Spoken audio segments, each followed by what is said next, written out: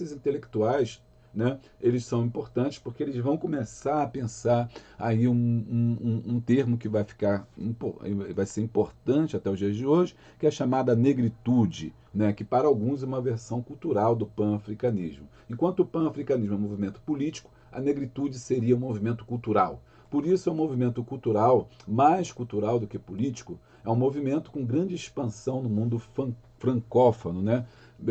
Por exemplo, fala-se muito nisso nos países, né, que foram colonizados pela França, por isso francófono. Né? E as figuras históricas dessa negritude são Aimé Césaire, né, que é um poeta antiliano, que teria empregado o termo pela primeira vez em seu livro, e aí o francês aqui para mim não vai sair, Cahiers du Retour à Paix Natale, né?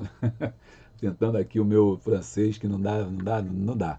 E também outro que é Leopold Senghor, né, que é senegalês. Então, nesses países, sobretudo que foram colonizados pela França, nasce esse movimento da negritude, que é justamente de positivar, e eu vou escrever aqui, né, positivar o negativo. Porque negritude ou negro, né, até então era visto como negativo, né, negro vem de necro, né, de estragado, de ruim, de morto, de podre, né? Daquilo que tem sem vida. Né? A palavra necro significa isso.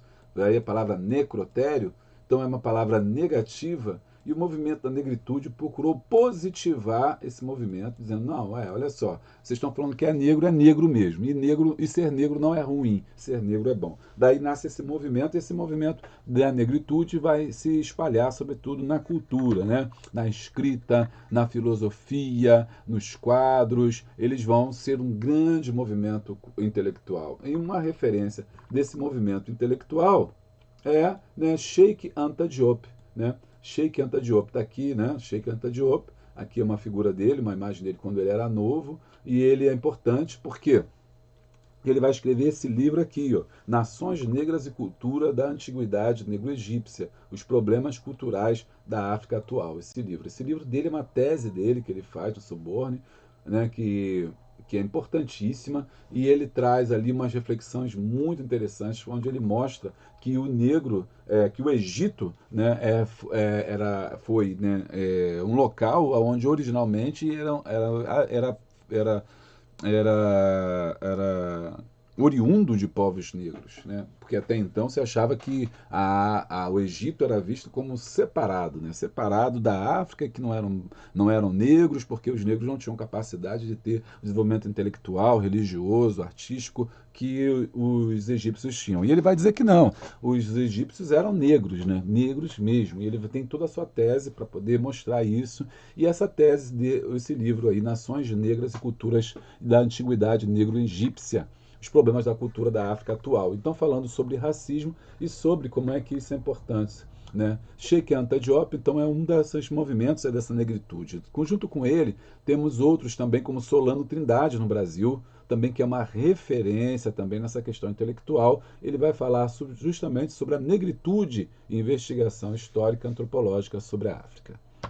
Bom, continuando, então, a gente vê que esse movimento ele é muito amplo e que o Cheikh Anta Diop vai ser tão poderoso o seu trabalho que hoje você pode também observar na história geral da África Antiga, que foi um movimento, vários livros, né, uma coleção de livros lançados pela Unesco, onde ele trabalha só a história da África. Cheikh Anta Diop abre esse texto, abre esse volume, né, o volume 2, da África geral, né, África Antiga, para mostrar justamente esse Egito aí. Ele mostra como é que, através de técnicas de carbono 14, datação do carbono 14 e outras, ele começa a mostrar como que esses faraós, né, eles teriam sido faraós, e esses faraós negros aí.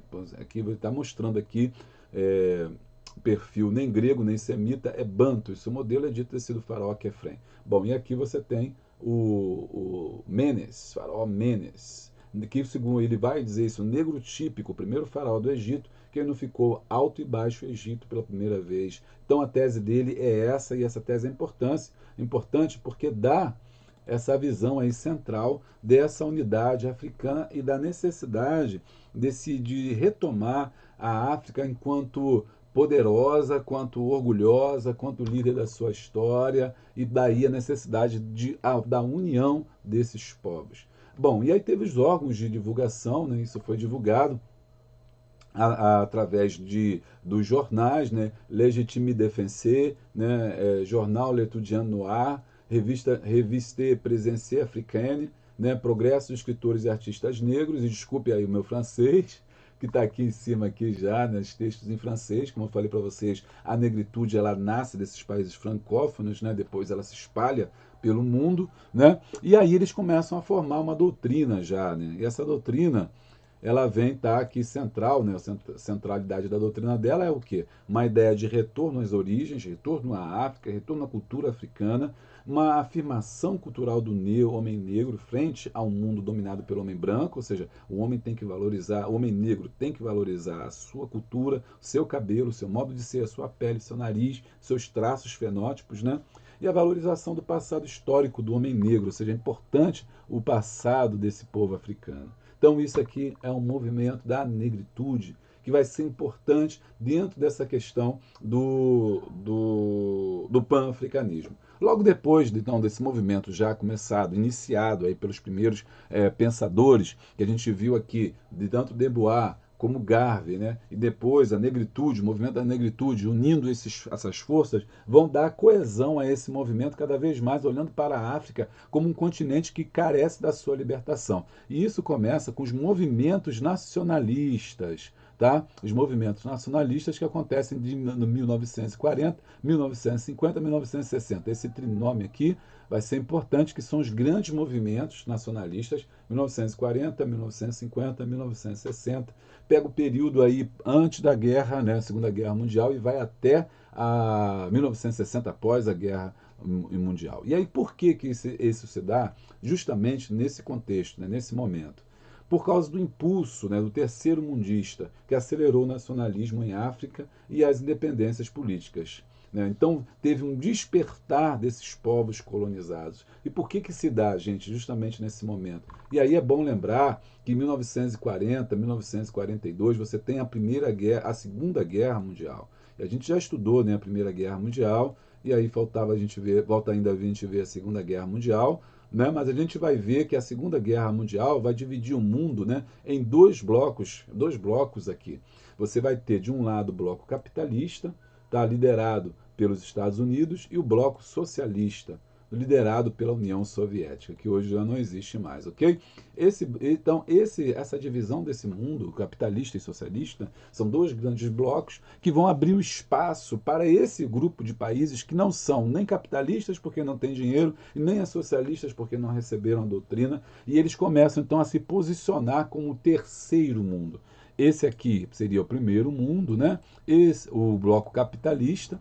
O bloco socialista seria o segundo mundo, e o terceiro mundo seriam esses povos colonizados. Então, começou-se a se pensar essa comunidade de destino, ou seja, eles têm algo em comum. Esses povos africanos e asiáticos também têm algo em comum, né? Ele sentimento de ter sido espoliado pelo Ocidente, ou seja, ter sido roubado pelo Ocidente, né? E vítima do colonialismo europeu que roubou as riquezas africanas e asiáticas, né? E além disso, um vasto conjunto de povos, países e culturas marginalizadas no sistema internacional. A isso se deu o nome, né, de países, né, afroasiáticos.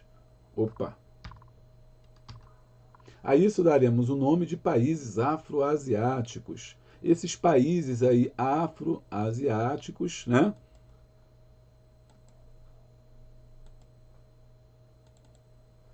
Esses países afroasiáticos são importantes porque são a ideia da união desses países cujas línguas são afroasiáticas, que é a união dos semíticos, bebercos, chita, homótico, xádico, né, que está justamente nessa região aqui. Então, se eles falam as mesmas línguas, né, isso tem uma origem comum. Isso dá a eles uma unidade, daí a união desses países afroasiáticos, como aí chamado Terceiro Mundo. Sabendo também que essa ideia de terceiro mundo, também os países da América Latina também serão incluídos. Mas no momento estamos focando apenas nessa parte aqui do mundial, portanto, são só dos afroasiáticos. Bom, e aí começou a se pensar uma série de conferências onde estava se discutindo essa questão da descolonização, ou seja, a retirada desses países capitalistas e socialistas, capitalistas de África, né? Ao mesmo tempo também que a luta por esses povos pela sua própria independência. Isso ficou conhecido como o quê? Como as Conferências Afroasiáticas. Foi o Congresso dos Povos Oprimidos, esse é o mais importante, 1927, né? Em Bruxelas, foi o Congresso dos Povos Oprimidos. Então, tudo isso tem uma forte influência do socialismo, com certeza, que vai influenciar e vai dar a essas pessoas a possibilidade de pensar, de refletir, né, sobre a sua própria condição. E aí a gente tem 3 grandes conferências aqui, a primeira em Nova Delhi, 1947, convocada por Nehru, primeiro-ministro da União Indiana, independente de 1947, a segunda de Nova Delhi, 1949, que reuniu 19 estados, e a maior delas foi a terceira conferência, a Conferência de Bandung, da Indonésia, de 1955.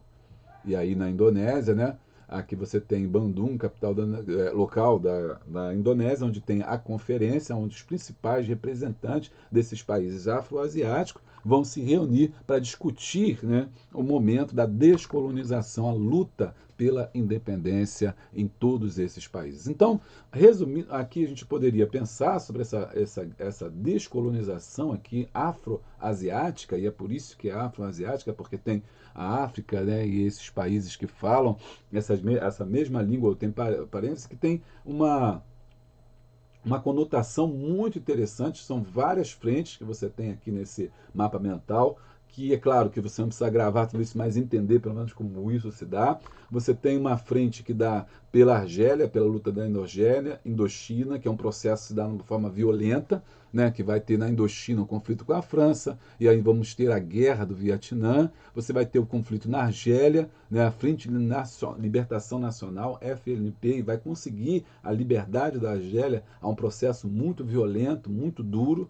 Você tem também a descolonização através do Pacífico, do processo pacífico, que acontece na Índia, né? E aí você tem na Índia a liderança de Mahatma Gandhi, né? O grande Gandhi, que vai fazer essa libertação, vai lutar. Então esse é chamado um processo de pacífico, também baseado na ideia da desobediência civil, né? Você tem a luta já para o lado asiático, né? Que é a luta contra o imperialismo, né, que procura por novas áreas de influência e uma missão civilizatória, e já vão procurar, muitas das vezes, adotar a tática dos dominadores também se tornarem imperialistas.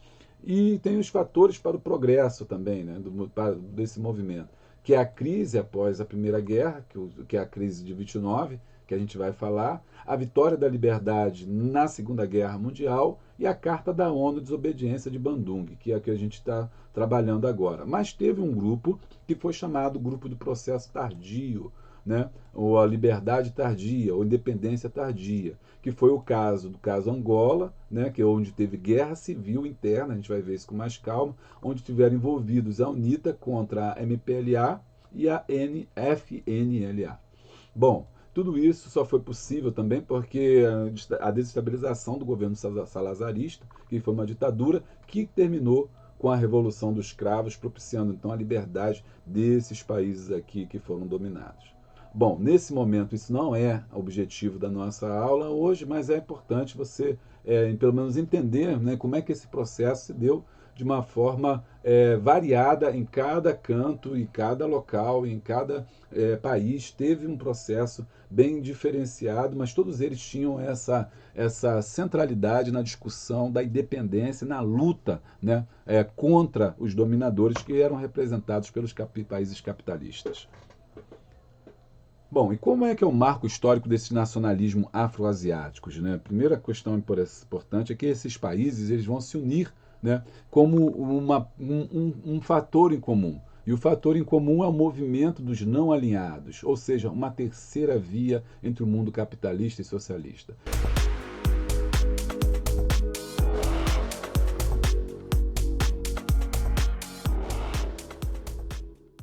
Bom, espero que vocês tenham entendido. Tem um texto aí para a gente poder ler, para vocês lerem, para não ficar só aqui nas minhas palavras, e vocês vão entender melhor e vão sintetizar aquilo que eu quis passar para vocês, que é uma parte importante da história contemporânea, que é o movimento pan-africanista. Valeu, até a próxima.